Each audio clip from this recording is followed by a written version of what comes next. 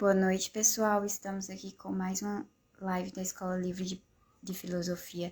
Está acontecendo alguns problemas técnicos, por isso eu acabei entrando e saindo de novo. E agora eu vou tentar mais uma vez convidar o nosso amigo de hoje, que é o Estevam de Negreiros, tá? Só um momento.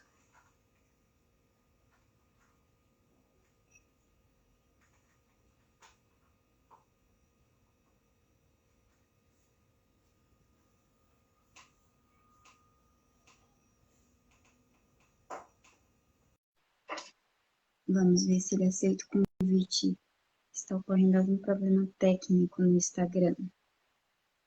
Mas já estaremos solucionando. Conseguimos. Agora sim. Acredito Boa que sim. noite, Estevam. Tudo bem? Cristiane, olá, tudo bem? A live de hoje, ela é sobre o Wilfred Bion, do mundo pontiagudo dos sentidos ao desenvolvimento abstrato das emoções. Quem vai apresentar a live é o Estevam de Negreiros. Ele é psicólogo clínico, escritor e professor, mestre e doutor em letras, pesquisador dos arquivos Jacques Derrida, do INEC, na França, e professor da pós-graduação em psicanálise da Anhanguera, isso aí? Isso aí. Uma Isso faculdade aí. aí. Sim. Uhum. E a live de hoje, ela é basicamente sobre o Wilfred Bion, né? Vamos tratar um pouco sobre como ele pensou a psicanálise através do desenvolvimento emocional. Para tanto, devemos observar nossas filiações ao mundo dos sentidos, o quanto os sentidos estão saturados ao ponto de se tornarem obstáculos ao pensar. Agora eu vou deixar a palavra com você, tá, Estevam? Pode Tá, ficar à obrigadão. vontade. As Obrigado, perguntas, Cristiane. elas aparecem no final, caso você não veja, tá? E seguimos Ok, com a live. tudo bem. Pessoal, hoje é, é uma live que eu acho bem... Eu achei esse tema interessante, falei com o professor Sade, inclusive, né? Que é professor da PUC, né? Que podia ser um tema legal. Falar um pouco sobre o senhor Wilfred Bion. Em inglês é Bion, né? Não tá errado falar Bion, mas aqui no português todo mundo falou Bion. Que também é o nome de um poeta grego também. Mas hoje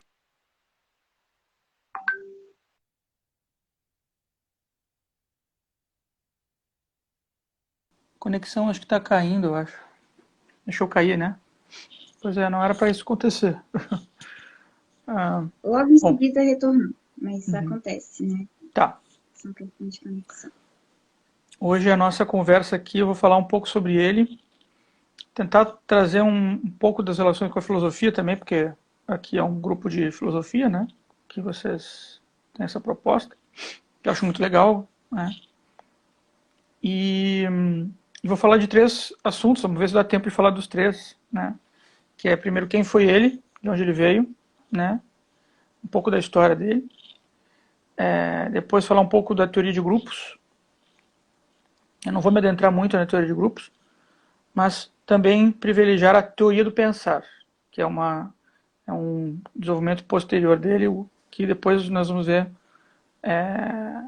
quanto está em outros trabalhos dele também, né? E para falar do Bion, é importante falar um pouco de um autor, uma pessoa que surge num lugar meio diferente para o nosso mundo ocidental, que é a Índia. Ele nasceu na Índia em 1897 e ele é filho de ingleses, portanto ele também é inglês, né? Pai e mãe são ingleses, ele nasceu lá, né? Devido à circunstância da engenharia do pai, o pai era construtor de pontes. E ele foi um homem que desde muito cedo foi enviado para Inglaterra. Então, aos 7 anos, ele vai para Inglaterra e lá ele começa a ter uma educação anglicana muito forte. E ele vai ficar distante da pessoa que ele mais amava, que era a mãe dele, né?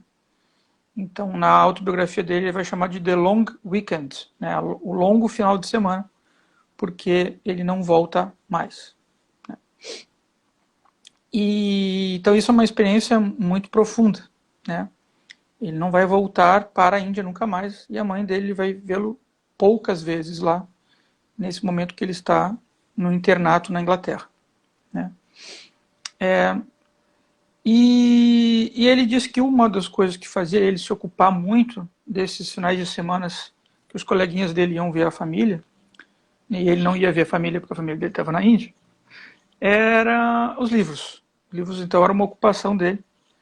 E então ele passava lá horas lendo livro, principalmente literatura inglesa, que vai ser a primeira formação que ele vai ter, que será na formação em História e Literatura Inglesa, né? Ele vai ser Bachelor of Arts, né? Que seria bacharel em artes, que foi o diploma que ele recebeu inicialmente. Mas logo ele vai um pouco se cansar da profissão dessa docência que ele estava dando lá, né? E vai repensar um pouco a profissão dele, né?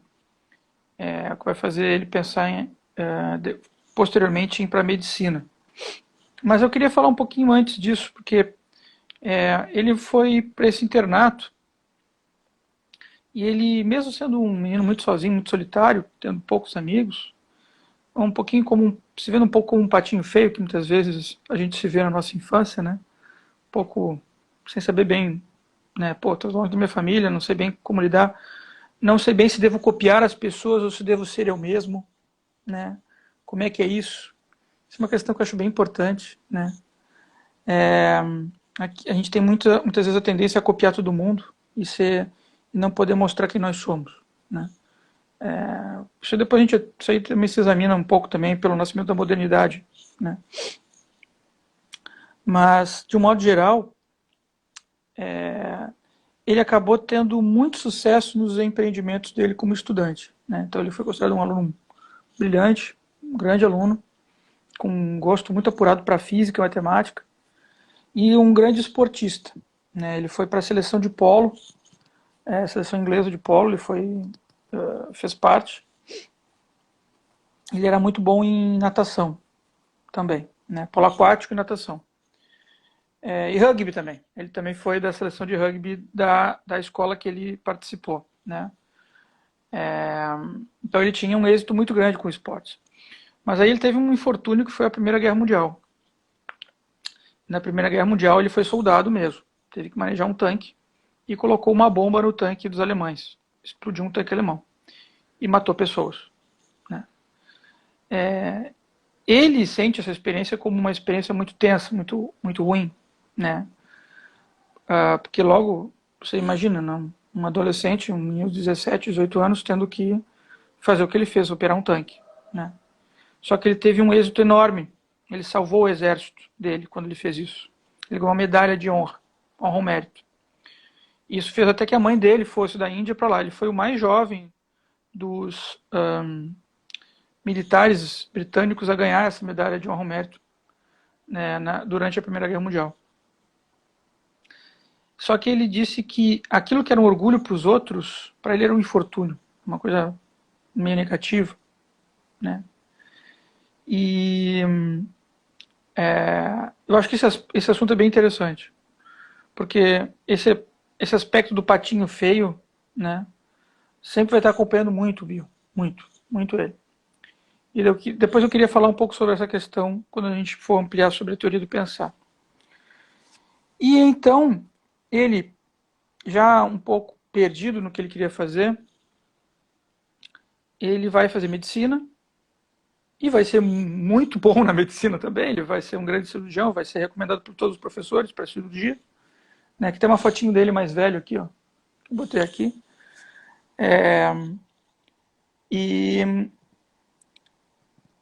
Só que ele leu Freud, a interpretação dos sonhos, e ele ficou fascinado pela interpretação dos sonhos do Freud. Então ele resolveu ser psicanalista, resolveu começar a estudar psicanálise. E no início, quando ele estava começando, ele teve uma filhinha. Só que a mãe da filhinha morreu no parto. E ele tinha que ser pai de uma filhinha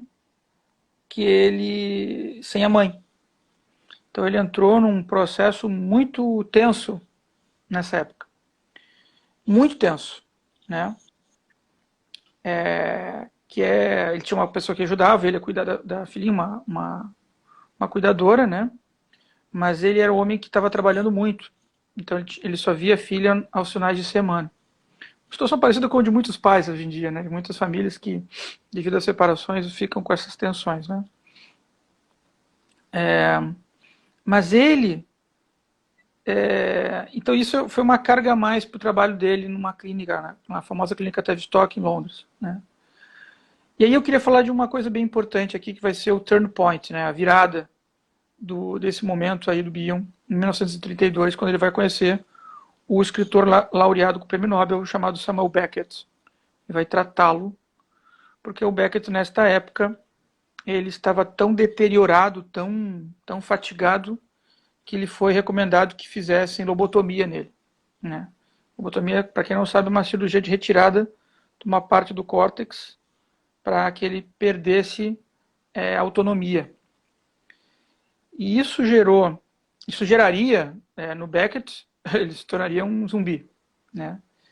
O que é uma imagem bem interessante, uma vez que, se você ler os livros do Beckett, alguns personagens do Beckett são uma espécie de zumbis, né?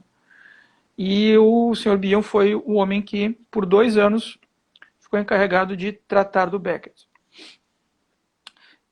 Vou voltar a esta experiência do Beckett um pouco depois, mas queria ressaltar com vocês que esse foi um encontro muito interessante, paradigmático, porque você vai ter aí um futuro escritor que na época não se via como escritor, se via como um doente mental.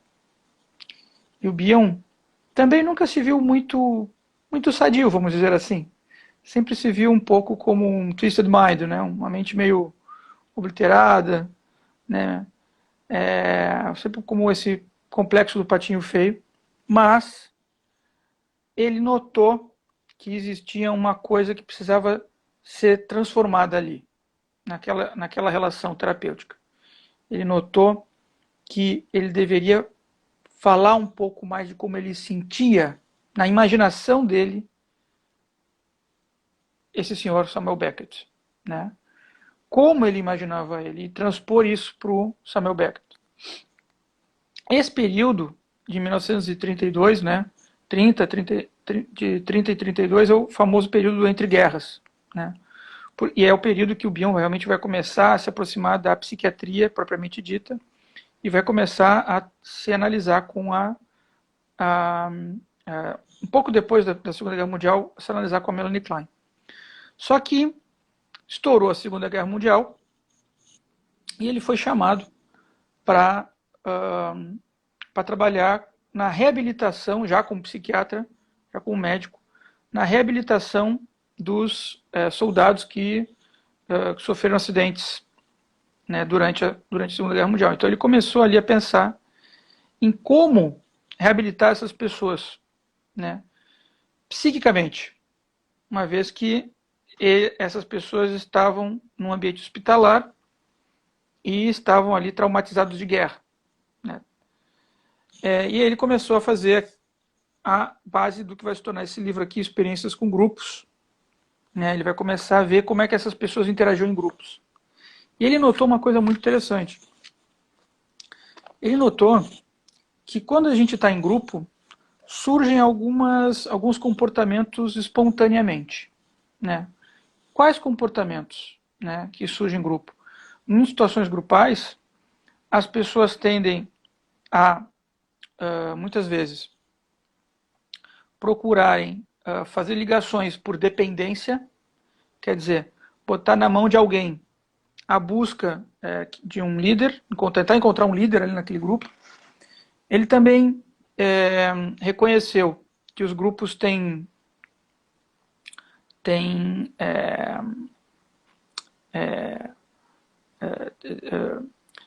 alguém que vai ser o algoz, né? Alguém que vai ser o problema do grupo. Então, algumas pessoas vão se unir contra essa pessoa que é o problema, né?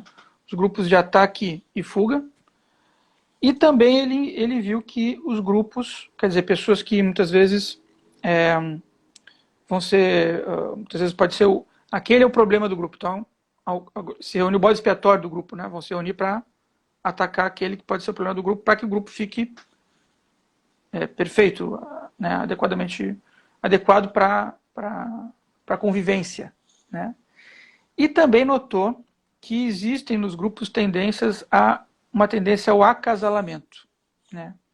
Que muitas vezes as pessoas estão no grupo procurando um parceiro amoroso, né? Ou uma coisa a mais do que isso, uma espécie de messias, né? Uma espécie de alguém que você vai poder, é mais do que apenas uma liderança, né? É alguém que vai realmente transformar o grupo de uma maneira meio mágica, meio espontaneamente mágica, né? Todos esses pensamentos que ele foi vendo em grupo, ele achou, em primeiro lugar, muito curioso, né? Porque era espontâneo das pessoas, e era esse justamente o obstáculo, curiosamente, o obstáculo para estar em grupo. Que coisa curiosa. Como assim? Você está num grupo, para que o grupo se realize uma tarefa, por exemplo, vamos limpar os banheiros, e quando você está discutindo aquilo ali de limpar o banheiro, surge uma rusga, um rancor, uma dificuldade. E a tarefa não se realiza. Então, o Bion foi o precursor das terapias grupais, porque ele começou a pensar isso, né? Como realizar uma tarefa se esses sentimentos acabam eclodindo, invadindo, né? E acabam dificultando que aquela tarefa se realize. Então ele começou a pensar isso, discutir essas tendências que acontecem no grupo, né? Inicialmente observando-as, para depois poder aprender de algum jeito a interagir. E isso foi muito difícil na época. Por quê? Porque o sistema militar é um sistema que, via de regra, não aceita muito conversa, né? Existe um princípio dentro dos militares que é o princípio da redundância, né? Se você vai executar uma tarefa, você nunca faz ela sozinho, você faz com outra pessoa. Porque caso você não possa fazer, outra pessoa vai lá e faz. Então você garante a realização da tarefa. Então ficar discutindo emoção, sentimento, isso aí não é uma coisa muito afeita ao pensamento militar. Ainda mais quando você está numa situação de guerra iminente, como foi essa aí no hospital de Northwark, se não me engano, na Inglaterra, né? Perto de Birmingham, na Inglaterra.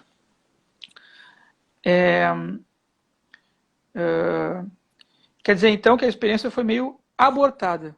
Olha que interessante, essa experiência dele foi meio abortada. E ele volta então para Londres, então, e aí ele começa a fazer a especialização dele em psicanálise na Sociedade Britânica de Psicanálise de Londres. E aí nós vamos ter um ponto bem interessante, porque ele vai começar a fazer análise com até então, a maior psicanalista de todos na época, que era a Melanie Klein, né? Para quem não sabe da Melanie Klein, ela foi uma psicanalista que começou a pensar o complexo de Édipo em situações mais arcaicas da criança, né? Ou melhor, situações de culpa anteriores ao complexo de Édipo do Freud. Não dá para a gente se estender muito nisso, não dá tempo de entrar nos detalhes disso, mas ela começou a ver que a criança, muito pequenininha mesmo, bebezinho de meses de vida, ele tem uma relação meio esquizoparanoide, né? Ele ataca os vínculos, ele chora, grita muito alto, né? Quase como se ele sentisse despedaçado de fome, por exemplo, para que esse grito chame a mãezinha para ir lá e dar o leite para ele tomar e ficar vivo e bem, né? Ufa, acalmou, né? Acabou a tensão. E depois ela observou que a criança desenvolvia um outro estágio, um pouco mais desenvolvido, que ela chamou de estágio depressivo, né? Por que depressivo? Porque ela deixa de olhar que o choro dela faz a mãe dele vir e sentir culpa por ele sentir essa mágoa, essa tristeza. Ele se sente culpado por pela sua mãe. Estou pensando no exemplo aqui. Culpado pela mãe não poder, por ele não conseguir dar conta da fome dele, né? Então esse é um aspecto bem interessante, então, porque são dois aspectos também difíceis de se lidar e muito arcaicos na vida humana. E, bom, ele começou a pensar o Bion nisso. Ele começou a ver que assim como os grupos tinham situações inconscientes muito primitivas, muito antigas, muito arcaicas, que se revelavam em situações em que as coisas não eram claras ainda, né? Ainda que fossem claras conscientemente, sempre surgiam esses sentimentos um pouco mais difíceis, né? Um pouco mais tensionados. Então isso também foi muito importante. Só que lá dentro da sociedade britânica, trabalhar com grupo era uma coisa muito mal vista também. Então ele acabou também não podendo mais trabalhar com grupos. Isso dificultou bastante o trabalho, dificultou bastante ele poder pensar em algumas coisas no início. Contudo, entretanto, ele começou espontaneamente a repensar os casos clínicos dele do passado. Então ele volta, isso aí já é 1955, mais ou menos, ele volta a pensar naquele caso do Beckett que ele estava estudando lá atrás. Ele volta a pensar naquele caso, porque foi um caso muito turbulento, muito difícil. Um caso que ele começa paulatinamente a rever, olhar de novo, né? E ele começa a pensar que ele precisou falar da sensação dele para que ao falar daquela sensação imaginada por ele, né, pudesse talvez despertar o fim de interpretações monótonas, né, mudar um pouco o ritmo do trabalho que estava sendo feito até então com Samuel Beckett, né. E aí, em 1967, ele publica este livro aqui, a pedido dos alunos dele, chamado Second Thoughts, que em português ficou com um título bem curioso, né? Estudos Psicanalíticos Revisados, né? Que foi um livro que os alunos pediram porque queriam entender como é que ele estava interpretando as teorias da Melanie Klein, né? A teoria da Melanie Klein. E aí ele, que eram artigos esparsos, estavam em várias revistas diferentes, né? Então ele compilou todos aqui, esses artigos. Só que aí tem um trabalho que esse é um trabalho bem importante. Na verdade, eu acho que é o trabalho mais importante desse livro aqui, que é uma teoria sobre o pensar, né? Que é um trabalho considerado, é um trabalho que eu vejo, eu olho para esse trabalho aqui e penso que ele colocou não apenas, e agora vem o quente, eu acho, da nossa conversa aqui, ele colocou não apenas o que ele já tinha visto antes, quando ele estava pensando essas teorias da Melanie Klein, mas ele também está colocando o que ele vai pensar aqui dentro. Quer dizer, é uma espécie de síntese de toda a obra dele nesse trabalho aqui. E o que é interessante, eu vou até ler aqui para vocês, é que ele começa a notar, nesse trabalho, uma teoria sobre pensar, que ele acha interessantíssimo que haja tanta semelhança da psicanálise com a filosofia, né? E ele vai dizer aqui, neste trabalho estou basicamente interessado em apresentar um sistema teórico. Sua semelhança com uma teoria filosófica deve-se ao fato de os filósofos terem se ocupado do mesmo assunto. Difere da teoria filosófica por se destinar ao uso clínico, assim como todas as teorias psicanalíticas. Quer dizer, isso é uma coisa que diverge um pouco, diverge não, mas eu digo difere um pouco da filosofia, né? Um psicólogo, um psicanalista, nós pensamos muito também pela clínica.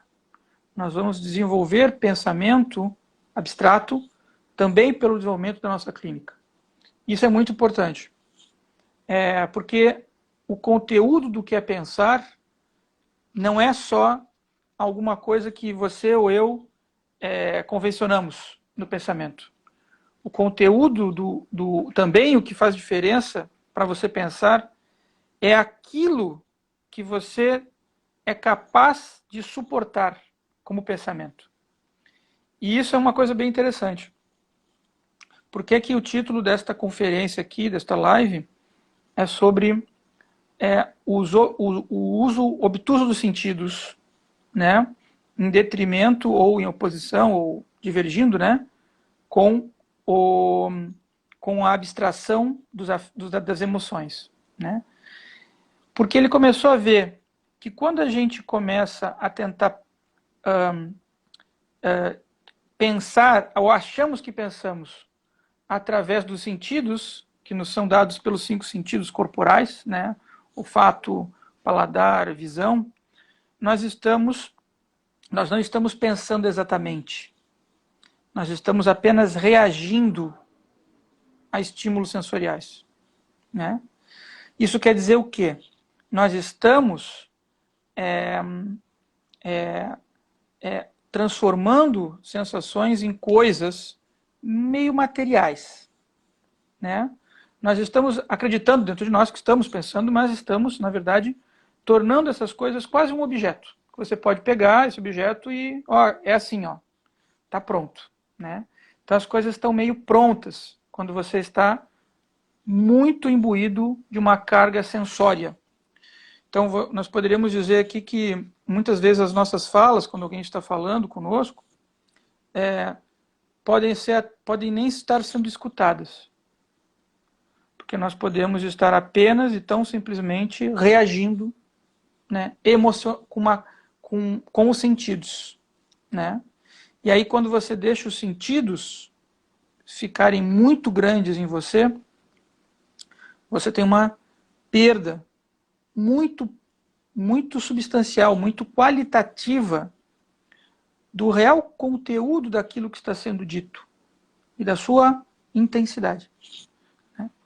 Então, ele começa a ver que o problema, muitas vezes, da gente poder não conseguir pensar adequadamente, não conseguir dar valor a uma abstração, não conseguir abstrair, isso ele viu muito no contato com aquele paciente, o Beckett, e com outros pacientes que ele atendeu, que tinham um pensamento muito danificado, eram psicóticos, portanto, pensavam as coisas tais como objetos, né?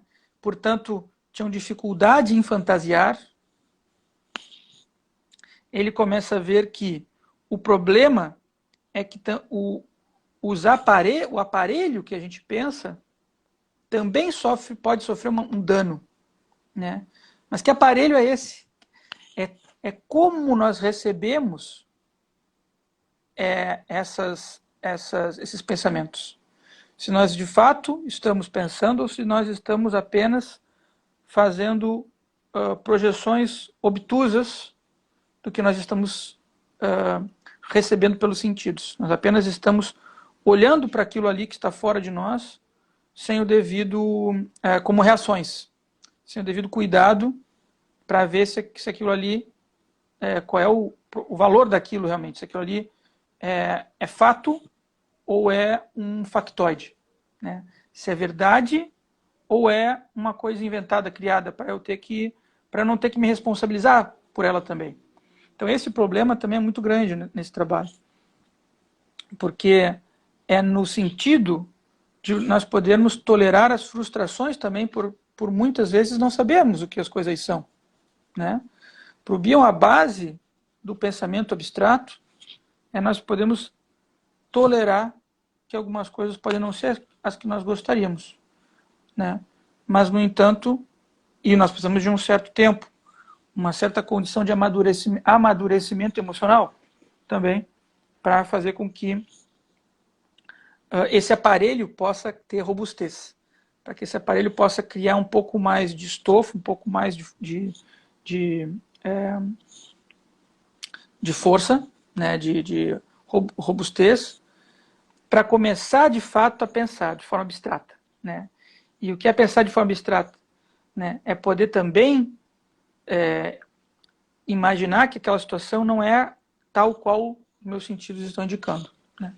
Então essa questão ela é muito legal, porque o Bion vai dizer, olha, eu não estou realmente muito preocupado com teorias, não estou preocupado em nem mudar a teoria psicanalítica, não é uma preocupação minha, mas eu quero pensar em modelos.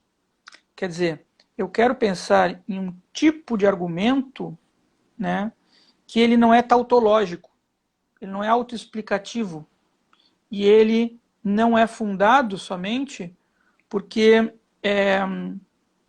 porque ele pode ser explicado ou explicável, né? Nós podemos ficar aqui horas e horas e horas tentando explicar coisas que nós podemos nunca ter vivenciado, pelo simples motivo de que essa coisa aconteceu, ela foi espontânea, né? E essa dificuldade é uma dificuldade, ó, tem gente falando aqui, ó, não é o pensar que gera pensamentos, a existência destes é que requer um aparelho para poder pensar. Exatamente, ele agitar, é esse o ponto, né? Não é o pensar que gera pensamentos, mas nós também precisamos, porque o nosso aparelho, né, ele capta pensamentos, né? É o uso do pensar e, portanto, é a possibilidade daquela coisa que é dada não ser tão somente ela mesma, né? Então, por exemplo, se nós temos medo de uma coisa, o medo nos afasta, né? Como é que a gente vence o medo? A gente vence o medo porque a gente começa a ter coragem para poder encarar aquela coisa de uma outra forma, para que ela não fique tão assustadora. Opa, mas quem sabe se eu, né, se eu for até lá, eu posso falar com aquela pessoa que eu preciso falar, né? Não preciso ter medo se eu começar a imaginar que é possível chegar até lá, né? Isso faz com que a gente possa realmente alcançar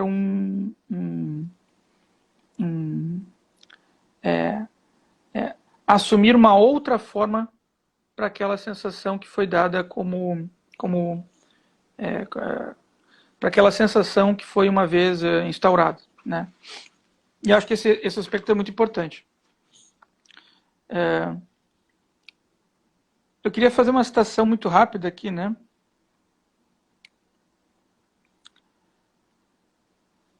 Que o pensar passa a existir para dar conta dos pensamentos, né? Esta, eu acho que é a melhor ideia que o Bion coloca nesse livro aqui, sobre esta questão, né? Porque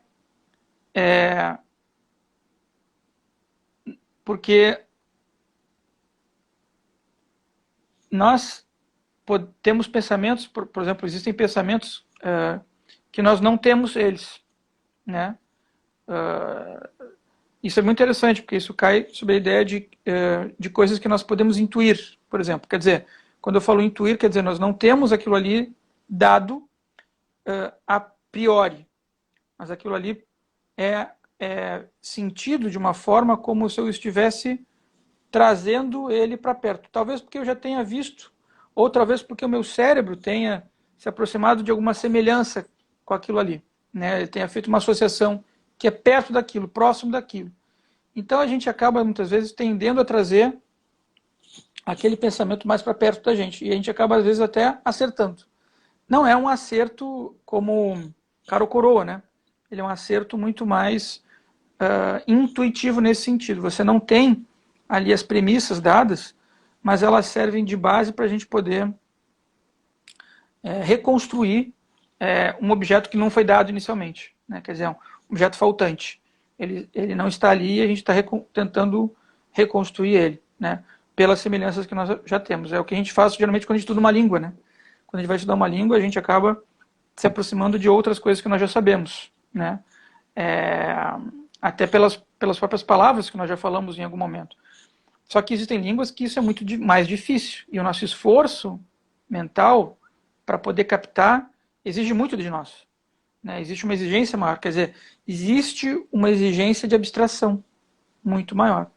Então, o desafio que nós nos propomos, que se propõe, é que, e isso depois vai aparecer nos trabalhos posteriores do Bion, é que o grande disso não é o pensamento tal como a lógica somente me fala, né?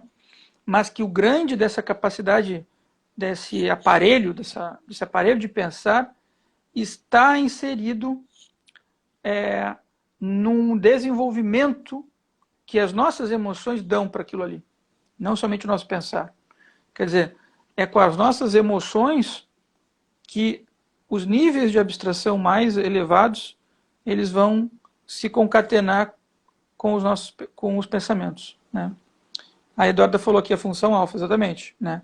Então o Bion no trabalho aqui, esse aqui, o aprender com a experiência, ele vai mostrar, ele vai propor que essas coisas, esses proto-pensamentos, essas coisas que vêm das sensações, ele chama de elementos beta, né?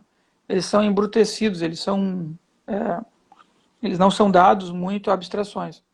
E os elementos, e então ele pensou, mas e aí quando você começa a tirar aquilo ali daquele plano, por exemplo, um conceito que ele se basta a si mesmo, né? Que ele é dado a si próprio, que você não tem outra possibilidade de pensar, né? Ele é um elemento embrutecido, ele está embrutecido.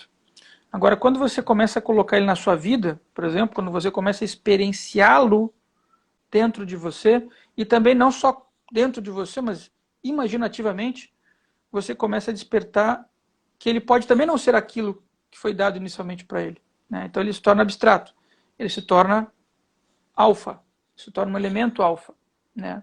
Ele vai dando uma categoria emocional mais enriquecida. Ele nos enriquece a vida, né? Por exemplo, uma coisa é você me falar da comida que você comeu no almoço. Outra coisa é a gente conversar sobre um filme que nós vimos agora à tarde. Um filme é uma criação muito abstrata, né? Mas mesmo na comida que você comeu, você pode também buscar nela falar das suas emoções. E num filme que é muito abstrato e complexo, você pode só falar de coisas que você sentiu de forma muito concreta.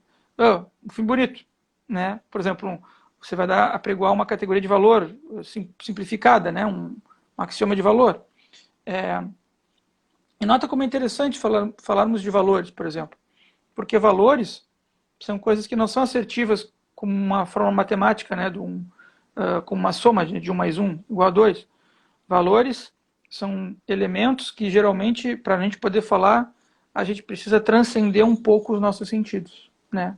Pô, isso aqui é um valor por quê? Porque isso aqui veio da minha família, veio dos meus antepassados, isso aqui me constitui, isso aqui é, é, é mais do que nós podemos dizer como certo ou errado. Tem uma outra circunstância ali, quando nós estamos falando de valores. E quando eu digo valores, é também o valor estético, que é o valor em que a gente realmente acaba, por exemplo, valorizando uma coisa que é mais abstrata em detrimento de outra que é mais embrutecida, né?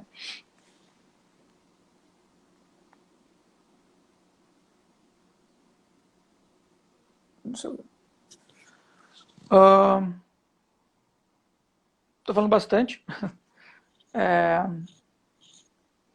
Estou cansado de falar, preciso tomar água, senão vou ficar sem água. Tá ótimo, a gente tá adorando escutar. Quando as perguntas aparecerem, eu te aviso caso você não veja, tá? Uhum. Pode ficar tranquilo.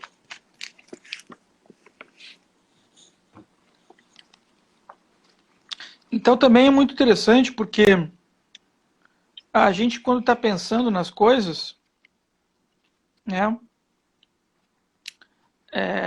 Novamente, a gente acha que está pensando nas coisas, né?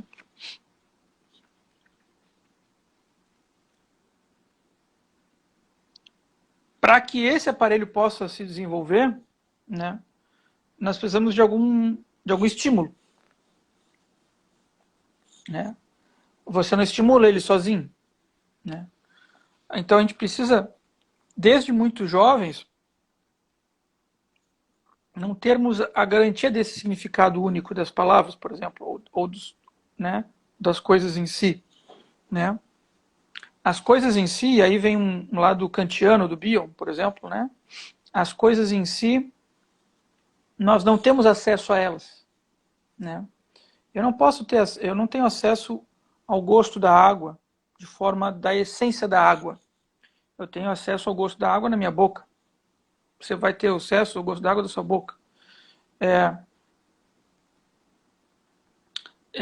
Fica difícil da gente poder generalizar um conceito, por exemplo, e poder dizer que ele é assim univocamente, né? Quando a gente está pensando em questões que são muito particulares, por exemplo. Entretanto, quando a gente está pensando mesmo, fazendo uso do pensamento, a gente começa a pensar que esse pensamento aí, ele está relacionado com outras coisas. Ele não está sozinho, né? Ele não é um conceito, um pensamento em si, né? Ele é um pensamento que está em relação a outras coisas. Ele nunca está sozinho, desacompanhado. E a figura que o Bion começa a pensar aqui é de uma mãe, por exemplo, que ajuda o filho falando uma coisa nova, né? Indicando para o filho uma palavra nova, um jeito novo de sentir, né? Uma mãe que ela passa a ser um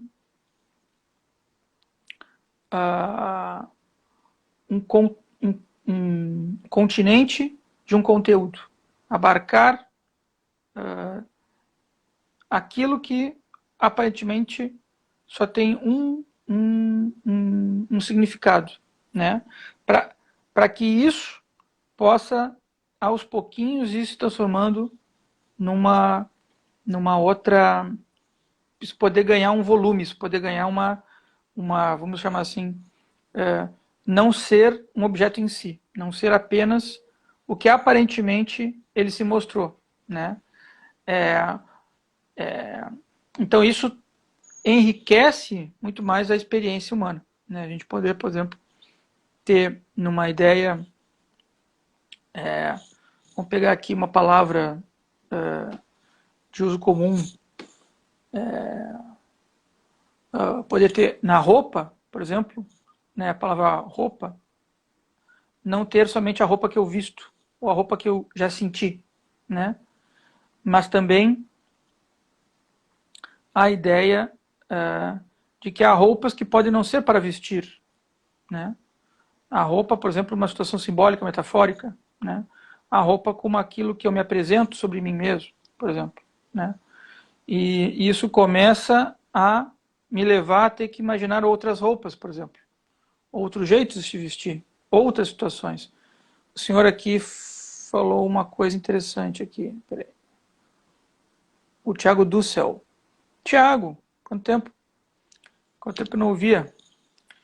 Oi, Estevam, isso parece próximo até de Levinas, em totalidade e infinito. A linguagem, relação com o outro, condiciona assim o funcionamento do pensamento racional. Dá um começo no céu. Olha que legal isso aqui.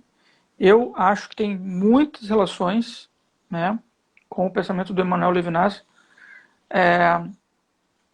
Porque primeiro, porque o Bion ele reconhece essa ideia que eu falei muito pouco ali, né, mas que eu acho que faz muito sentido, que é uma ideia de ida e vinda, né? Uma ideia do pensamento esquizoparanoide, pensamento depressivo, que não necessariamente você tem estágios de evolução, mas que muitas vezes você vai para um e vai para outro. Você pode se sentir culpado por algumas coisas que você acredita que tenha produzido, mas em outras você pode estar realmente se separando da realidade, quebrando a realidade, não permitindo que a realidade compareça ali naquele momento com você, né? Então, esse ponto de estofo do outro, né, essa ideia de que está ali um outro, que também ele colabora na ideia de uma razão, vamos chamar assim, né? É uma razão que é um pouco mais do que uma razão, simplesmente, né? Não é apenas uma coisa métrica, né? Mas é uma coisa que também ela é emocionalmente, nós não temos como estar ausentes emocionalmente dela. Isso também entra nessa ideia do rosto, né? O rosto como uma coisa que a gente desenvolve por uma sensibilidade que não é sentido, né? Mas aí nós já estamos indo realmente para isso que é o alfa, né? O abstrato.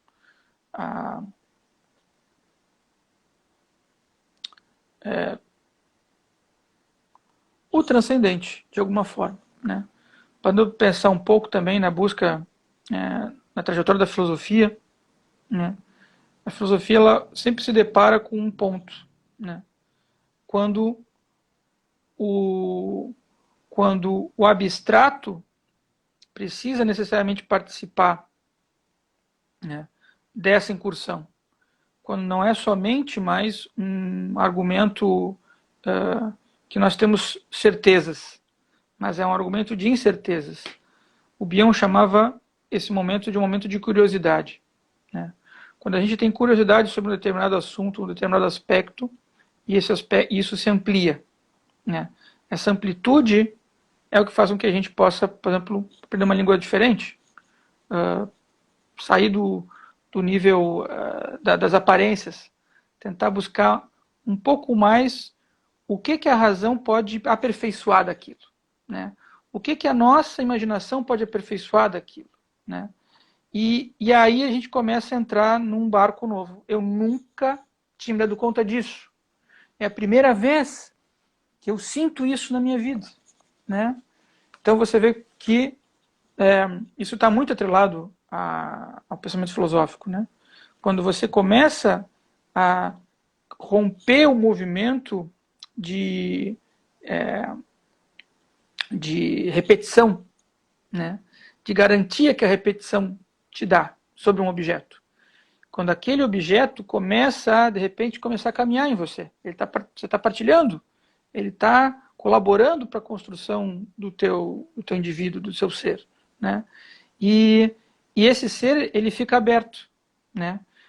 Quando nós estamos em busca da verdade, não é a verdade que nós estamos buscando, mas é a verdade enquanto para muitas verdades que estão ali concorrendo para aquele objeto poder ser ele mesmo, participar da existência, ter a dignidade de existir, por exemplo, né? O que dá essa dignidade de existir, né? Muitas vezes a gente pensa que algumas situações da vida da gente não tem saída, não dá para mudar, não é possível nem adquirir sentido. Pois bem, o sentido de uma coisa, o que ele é, se não é também a própria tentativa de tornar esse objeto uma coisa diferente do que ele foi dado inicialmente, né? De tentar fazer com que o pensamento vá um pouquinho mais, né? De que eu preciso de outras referências, e não só as referências que me disseram ou que me deram, né? Mas que eu vou ter que tentar fazer um caminho um pouco mais tortuoso mesmo, de tentar enxergar esse objeto por uma via diferente. A via que o Bion tenta, eu acho muito legal, acho muito bonita, que é uma via que tenta conciliar muito uma experiência, como ele chamou no fim da vida dele, uma memória do futuro, né? Uma memória que a gente resgata, mas ela resgata do futuro. Quer dizer, a gente traz do futuro essa memória. Que coisa mais alucinante, mais alucinada. Quase ficção científica isso, se a gente for para pensar em um certo termo, né? Porque a gente, com esse aparelho robusto, intuir coisas também é prospectá-las do futuro, também é trazê-las de um nível de desconhecimento para um nível de, opa, agora isso começa a participar da minha consciência. Eu começo a ter consciência que o meu universo não é somente onde eu acredito que eu estou, mas que há alguma outra coisa que também compõe esse universo, né? E eu acho que isso é uma demonstração de inteligência, né? A gente começa a desenvolver a inteligência quando a gente se permite usar outras capacidades mentais, não só essas dos sentidos, não só essas dos conceitos já dicionarizados ou enciclopédicos, né? Mas quando a gente se permite o novo, né? Ou usar o novo. E isso não é uma coisa muito simples, uma vez que a nossa sociedade ela tenta sempre se espelhar, né?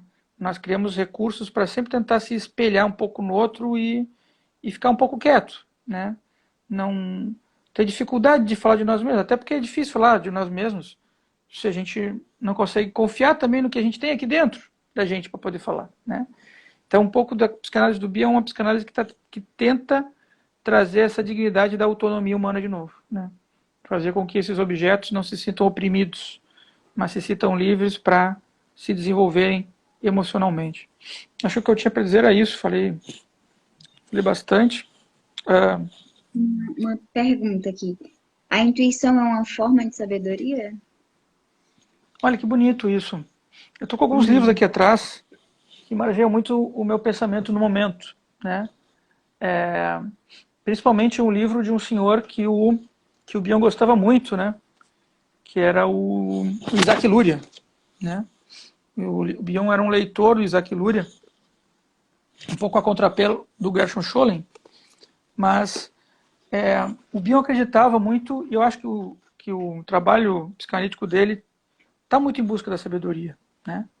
Porque a intuir uma forma, se essa forma está dentro de você, e provavelmente você está intuindo isso porque você está se permitindo que aquilo ali lhe cause curiosidade para você estar em busca, então você está começando a desenvolver a sabedoria.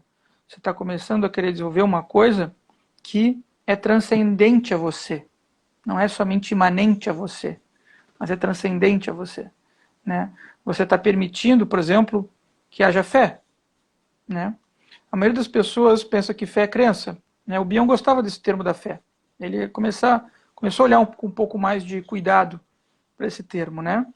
Porque ele começou a ver que a fé não é somente acreditar que uma coisa vai acontecer, mas é fazer com que essa minha inteligência se desenvolva, se abra para uma possibilidade não pensada, né?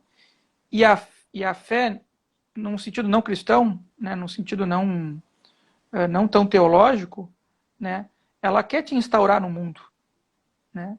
Ela quer que você desenvolva você mesmo, né? Que você isso é muito forte no judaísmo, por exemplo, né? O que é esperar? O que é estar esperando? Esperar a vinda do Mashiach, né? O Messias. Não é simplesmente ficar sentado, mas é estar fazendo coisas, é estar em ação, estar no mundo. É não se é não se deixar apenas pelas ações do mundo dos sentidos, né? Mas estar tentando desenvolver isso de algum jeito, né? E foi algo que o Bion particularmente olhou muito quando ele começou a olhar os psicóticos.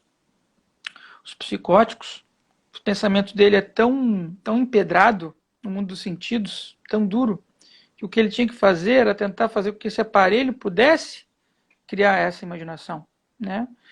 Quanto que o neurótico, ele está tão envolvido na imaginação dele que ele não consegue realizar coisas aqui no presente, né? Ele fica prospectando para o futuro, que ele gostaria que fosse, ou para o passado, que não foi, que não foi o que ele gostaria que fosse. E aí você tem um problema que o cara no presente não faz nada, né? No presente ele não realiza, né? E realizar é você poder colocar essas tuas emoções ao teu favor. É você poder colocar essas emoções para que você sinta alguma coisa, né?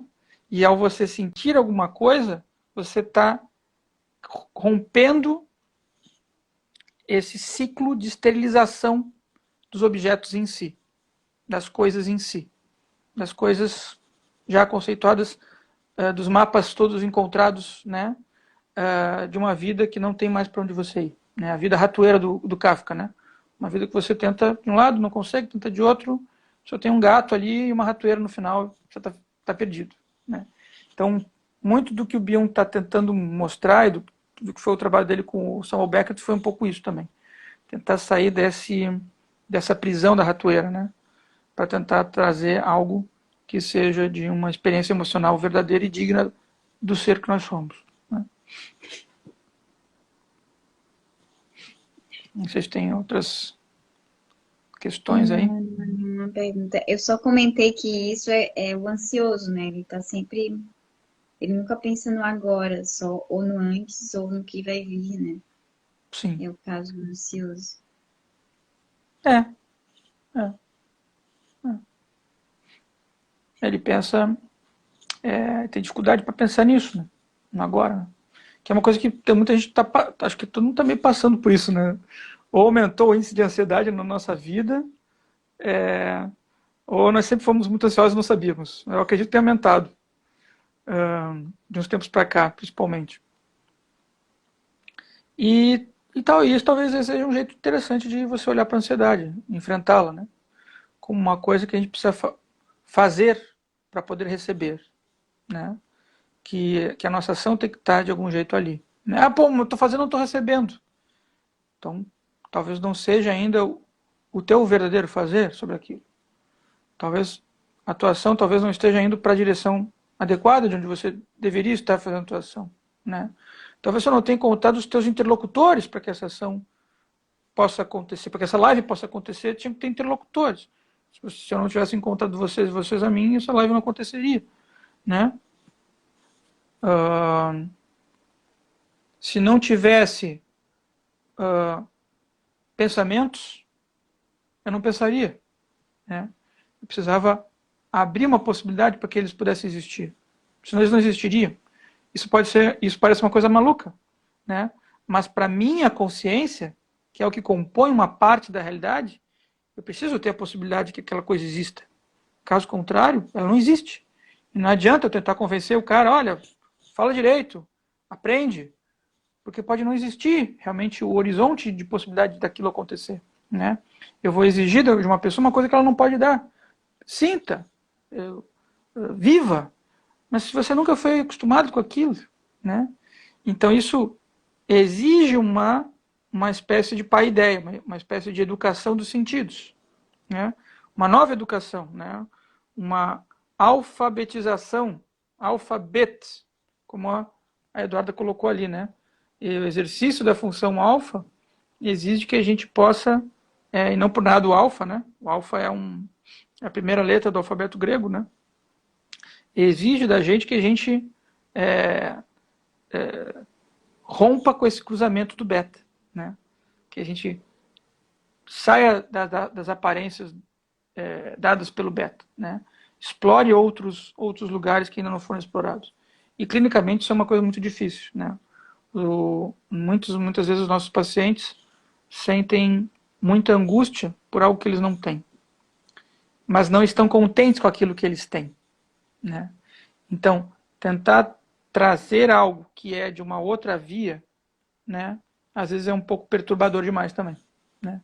E aí que parece que o cara que é o mais adequado e mais adaptado entra em síncope, né? Ele começa a tremer, literalmente ele começa a tremer, né? Porque treme quando a coisa te tira do teu lugar, do que você está acostumado, né? Te leva para um outro, para uma raiz, talvez, que esteja muito escondida dentro de você, mas que é você também. Quando começa a tocar, é você mesmo. A gente costuma dizer que uma memória de infância, às vezes é uma memória encobridora. Pode ser muito boa, muito linda, mas pode estar escondendo justamente uma coisa muito difícil. Justamente porque foi linda demais. E quantas memórias de infância, às vezes, a gente teve muito boas, né? No entanto, às vezes, uma memória ruim é muito ruim mesmo, também, né? Talvez, às vezes, ela realmente traumatize, ela fique com aquele ponto de dor, né? De mácula mesmo, né? Interna dentro da gente, né? Intranspassável no primeiro momento, né?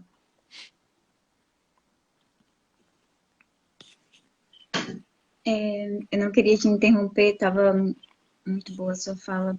As pessoas estão te parabenizando pela live. O Prince me Obrigado. disse que uma ótima palestra. Uma outra colega, Liege, também te agradeceu. Estava ótima. Obrigado. Estamos Obrigado. chegando ao final, né? Sim. Desculpa pelos pequenos erros que aconteceram, mas conseguimos. Não, Foi sim, uma conseguimos. ótima live. Não tem problema não. Obrigado, Cristiane. Gratificante. Obrigado. Caso alguém queira conhecer melhor o trabalho do Estevam, pode segui-lo no Instagram. Vamos marcá-lo na postagem, tá? Isso. Muito obrigada pela sua participação hoje na live. Até mais. Obrigado, Cristiane. Valeu, até mais. Tchau, pessoal. Obrigado.